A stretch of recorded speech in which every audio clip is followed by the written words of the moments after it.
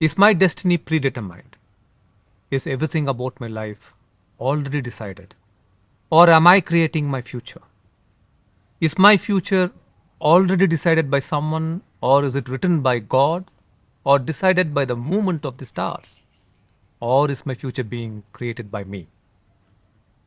These are questions that arise in every human being at some time or the other during their life journey. Let us go into the issue of destiny today. Namaste.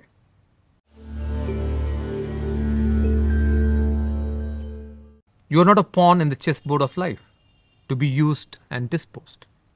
You are a very powerful being through whom flow the great energies of the universe. If you want to feel the power of your being, you must learn to master four factors that influence destiny. The first factor that influences your destiny is your action. If your actions are selfish and harmful to others, you will create a painful destiny for yourself. If your actions are inclusive and cause good to you and others, if your actions are powerful and not weak, if your actions are consistent and not inconsistent, then you got the first factor for a great destiny right. Now think about it. On what do your actions depend? Your actions depend on your choices and decisions. This is the second factor. In all the key moments of your life, you have a choice to sleep in or to wake up early and finish what is incomplete. To be kind or rude, to be respectful and forgiving, or to bully and make fun of others' flaws. To simply do what everyone is doing, or to pursue a unique field because you want to make a difference through it. Every day, every hour, you are making big and small choices of life, which are shaping your destiny. Do you know you are making thousands of simple and complex decisions a day? And every one of these decisions is shaping your future. Now, on what are your decisions and choices dependent? Your choices are dependent on your inner state. Your inner state is the third important factor, the core factor. Understand, there are only two states of being, stressful states and the beautiful states. There is no third state of being. Stressful states are predominantly three kinds. First kind are fear-related states, anxiety, insecurity, tension, worry, and panic. Have you ever observed your anxiety or fear like an observer? You will see that all fear-related states push you into painful imaginations of future. It is always in the future. They don't allow you to be present to whatever is unfolding right now and give wise responses to life. The second kind of stressful states are sadness related states. These are states like depression, loneliness, sorrow, hurt emotions, disappointment. If you observe these, you will see that all these sadness related states pull you into painful past memories. These also don't allow you to be present to whatever is unfolding right now and give wise responses to life. Let us look into the third kind of stressful related states, which are anger related states, hate and frustration, irritation and rage. These are oscillation states. You move between the past and the future. In anger related states, you think of a time something unfair was done to you, and instantly you also project a time in the future. In your imagination of future, you imagine you will teach those who hurt you a lesson, or that you will never ever allow anyone to take advantage of you. Like a pendulum, you keep moving between the past and the future. In all these three stressful states, your brain's hippocampus is actually shrinking. Hippocampus is that part which is responsible for long-term memory.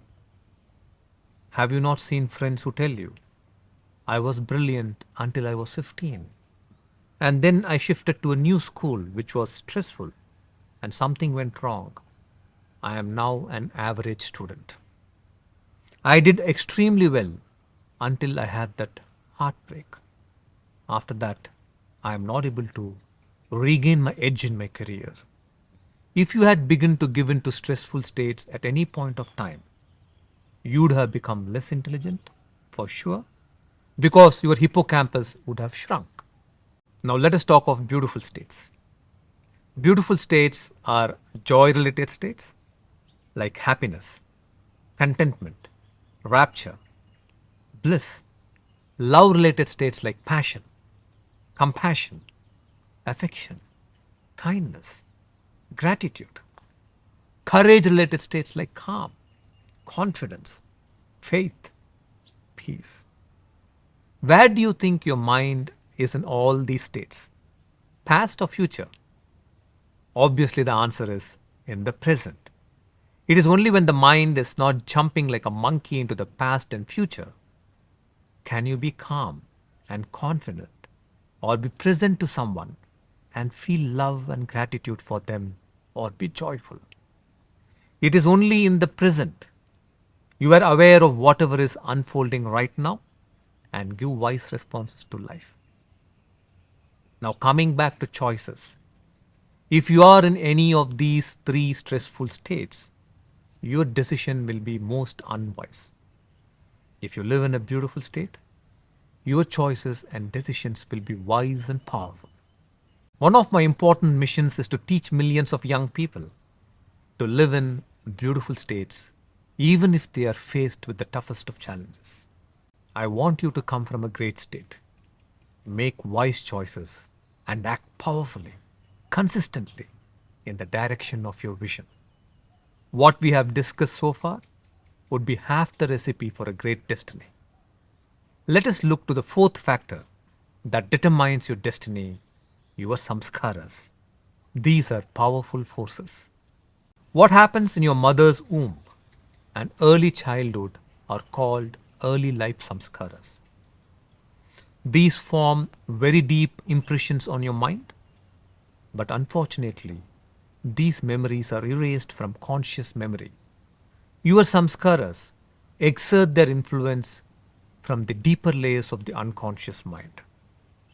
From there, like invisible radioactive material, they influence your choices and decisions. In the deeper processes at ACOM, we have healed thousands of people of their painful samskaras of abandonment, abuse, neglect, or even severe trauma. Brain science looks at the human mind as being comprised of two layers, the unconscious and the conscious. Your unconscious mind is the scientific equivalent of the impressions of present life samskaras. The unconscious mind is the ancient and archaic part of the mind. Like the submerged portion of an iceberg is massive than when compared to the part of the iceberg that is jutting out, your unconscious mind is massive when compared to the force of your conscious mind. Do you know studies have revealed that your unconscious mind processes 11 million bits of information per second, while your conscious mind only processes 120 bits per second? How amazing! You can see how the force of the unconscious mind is acting in yourself, in everyone around you, if you pay closer attention. Why is it that two siblings in the same family react very differently to their youngest? When the youngest one irritates, the older one might be calm and respond in a composed manner, while the other sibling gives in to aggression, becomes violent, and chases the young one around the house. This is because of the differing impressions on their consciousness. If your samskaras are negative, no matter how hard you try, those mental and emotional tendencies keep coming back. Keeping this in our hearts, we have designed specific courses like Bodhi and the festivals at Ekam, where we dissolve your negative childhood impressions and awaken you to great potential. I don't know if you have observed the ceremonies around a typical Hindu child. Before the parents conceive, they do a ceremony that a great child be born. When the parents are 3 months pregnant, they do ceremonies for great intelligence to arise in child.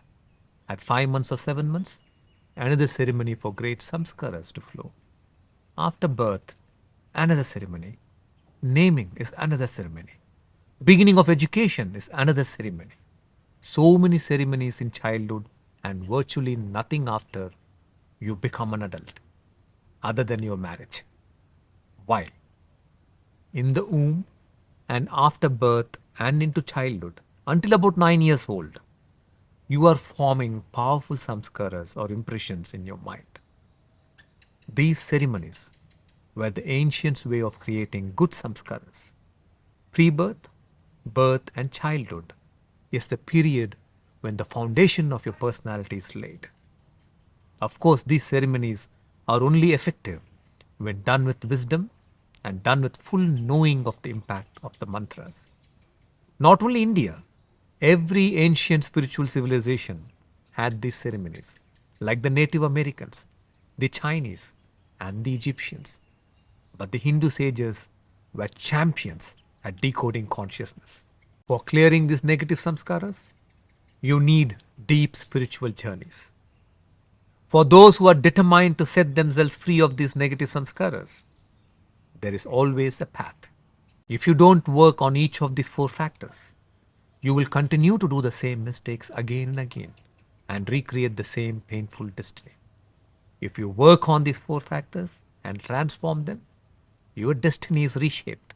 Your future becomes glorious. The simplest starting point to transform your destiny is to begin with awareness of your state. What state are you in right now?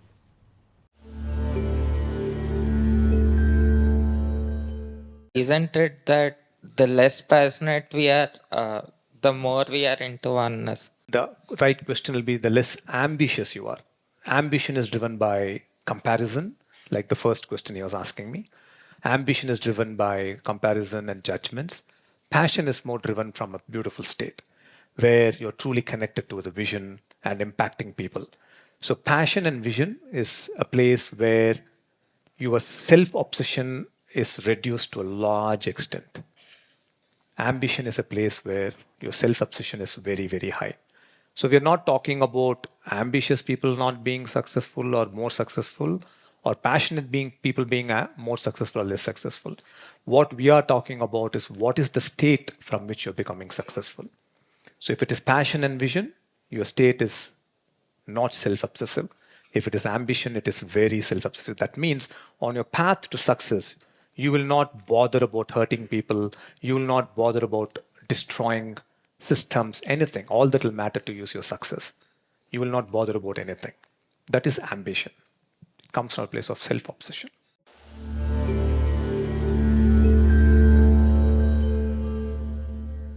I believe in miracles.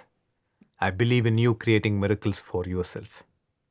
I see them every day, happening to me and happening to so many seekers who come to Ekam.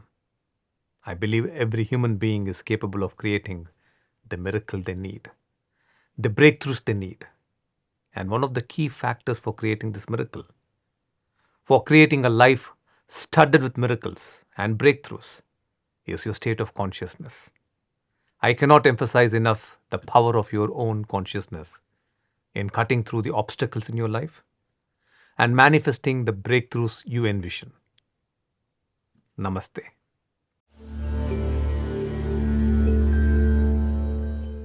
When modern science made its origins in the 16th century, the transcendental dimension that guided the lives of our ancients was thrown out as fake. For several reasons, which we will not go into here. Science began to position itself as a promoter of the idea of a mechanical universe that runs by laws in a clockwise precision. We only believed in what was obvious to our eyes and what our minds could grasp with its rational and logical thinking. We refused to believe in the transcendental that was beyond our sensory perception and that which cannot be understood by our mind. As a result, even though we advanced quite a lot in terms of our standard of living. Our experience of life became very poor and limited. A disconnection from this transcendental dimension meant life became mechanical and boring. In fact, it became insipid. We lost the art of creating miracles for ourselves. Let me explain a miracle that a woman created for herself. This is a breakthrough that happened in front of over 1,000 people in the city of Mumbai in broad daylight. I am not talking of something that happened in an alpine cave or the Himalayas in the presence of some sadhus. No, I am sharing with you an incredible breakthrough a woman created for herself. I am talking about a well educated, logical thinking woman who created it for herself on a day like any other day, except that she was in a retreat with Sri Preethaji. This woman had facial paralysis on one side of her face, which she had tried to cure for 24 years. This facial paralysis developed for her during the birth of her first child. For 24 years, she went through physical discomfort and emotional pain, looking at herself that way in the mirror every day, piecing together a collapsing self image and having to answer people's questions about what was wrong with her face. She refused to go to work because she drooled when she spoke. On the third day of Sri Preethaji's retreat, Bodhi, she stood up and said, "For 24 years, when I cried, tears only flowed from one eye. But today, tears of joy flow from both eyes. Today, I am blushing looking at the beauty of my own face in the mirror." How did this happen? We did not do that for her. She did it for herself. As Sri Preethaji led her through a powerful mystic process, the woman had two phenomena unfold in her consciousness. The first phenomena was letting go of her anger towards her father, who had coerced her into marriage while she was yet not ready. In the process, anger fell away, resentment fell away, bitterness fell away from her heart towards her father, towards everyone, and towards life. Now her consciousness was free of this inner suffering. So she was ready for the next leap. She connected to the universal intelligence or God consciousness within her, and the power of this great intelligence flowed through her and created the miracle for her. That is how it happened to her. How about you? Do you have a consciousness that can cut through obstacles and create breakthroughs for yourself? Think about it. This brings us to some important questions. So, where is God? Does God exist? For the vast majority, God is fundamentally a belief that has been handed down from one generation to another. It is a ritual and a discipline, like going to a church on a particular day, a temple on a particular day, or it is a hope you cling on to in moments of desperation. When I was 11 years old, I had my first experience of God consciousness, and my realization of this magnificent consciousness has grown since. Where is this God consciousness? It is everywhere, including within yourself. To me, God is not a person. This God consciousness is an incredible field of intelligence. As I'm talking to you, I see this magnificent blackbird. It's carrying pieces of a garden lizard she has killed to feed her babies. There is such intelligence in that bird. She knows how to build a nest for her babies, feed them, and she will do this for the entire summer. And before the rains begin, her babies would have grown enough to fend for themselves. This is an intelligent bird. I am sitting under this 300-year-old mango tree. An extraordinary intelligence manifests in this mango tree. If she gives mangoes 1 year, the next year she rests. If too many worms eat upon her leaves, she allows the fruit bats to alight upon her. The fruit bats eat the worms and fly away. There is so much intelligence. From an ordinary mind state, you would see an intelligent tree, an intelligent human being, an intelligent bird, intelligent grass. But as a mystic, I see one big field of intelligence. This field is connected entity, inseparable in consciousness. This field, this intelligence is present in your body, is present in your heart. You could actually access it in your heart. It is possible to connect with the universal intelligence that is immanent in every bit of this universe. You can connect to this all pervasive being of intelligence. This intelligence is within everyone and everything. It is like a vast infinite web with infinite nodal points, and each nodal point is you, me, and everything else. The nature of this web is it connects everything to everything else. Oneness is its very nature and essence. Life is a playground of infinite possibilities. Anything can happen. Accessing the power of the universal intelligence by connecting with that will mean you are able to take the game towards manifesting those possibilities that you want. When your consciousness is rid of suffering and stressful states like anger, desperation, sadness, your brain enters a theta brainwave state. You tune into this greater intelligence of the universe. It is in that state that you are able to manifest miracles for yourself. It is in that state that you are able to create the miracles you need. It could be a breakthrough you need as a parent, as a professional, or to bridge the gap between you and your partner. It could be a breakthrough in terms of health. So here is what happens when your consciousness is totally free of suffering and you are connected to this vast fabric of intelligence. Your body and your life move into a state of oneness. The 30 trillion cells of your body move into a state of oneness. Your cells are no more disconnected. The enzymes communicate perfectly with each other. I'm sure you know that disease happens in your body because the enzyme harmony has broken down. When you enter into this oneness consciousness, you are supporting your body and creating a miracle. When you enter into an interview and you are in a state of oneness, you are free of all mental and emotional stress and are connected to the universal intelligence. You become capable of an extraordinary response. In a relationship, you become capable of breaking the walls that have separated the two of you. And I have seen beyond doubt that every human being can do this. Part of what we do at Ekam is awaken you to this miraculous potential within you. When I have taught this art to seekers, there is one question that I am always asked in many parts of the world. Isn't my suffering a gift from God? Is your misery a blessing from God?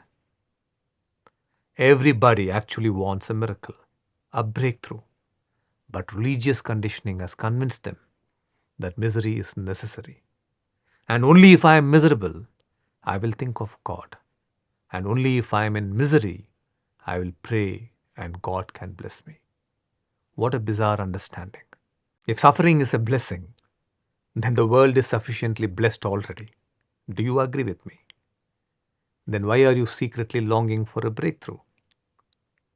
This is a truth I want every one of you to know. Look at nature around you. It is harmony. It is beauty. Let's say you live in a city and you have a tiny flower pot in your room and you observed a flower blossom in front of you. It is a miracle. Only people who become one with the celebration of life, only people who can live in a joyful, blissful state of consciousness, who can connect to the intelligence of the universe, only such people can awaken in themselves the potential for breakthroughs. Only such people can live in a way where life itself becomes a miracle.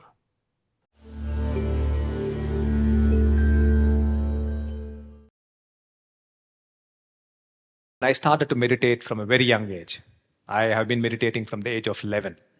And meditation for me is not just a technique that I do in the morning or in the evening, but meditation is actually a way of living.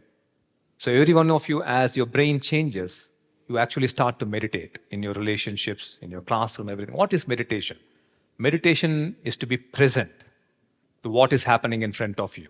What is happening in today's world, be it the young people or the old people, they are absent. Today we have absent parents, absent students, absent teachers, absent political leaders, absent business leaders. People are absent to what's happening. Meditation is about being present. Present to what is going on in front of you. It need not be always, but at least most of the time. If you have to be present, then you should have a mind that is calm. You should have a mind that is focused, a mind that is fearless, to be having the courage to look at problems, look at challenges, and address it and not run away from it. So, meditation helps in actually daily life. It is not something that yogis and rishis only must do. They are already meditating, that is the natural state. But as young leaders, where your life is so stressed and you're engaged in life, you need tremendous amount of strength from many other resources. And meditation today is a huge resource. All the resources are here in our beautiful country because we are one of the oldest countries. Tremendous amount of culture and knowledge is present here. So if you can learn to meditate, believe me, 10 minutes a day, what I'm going to teach you now,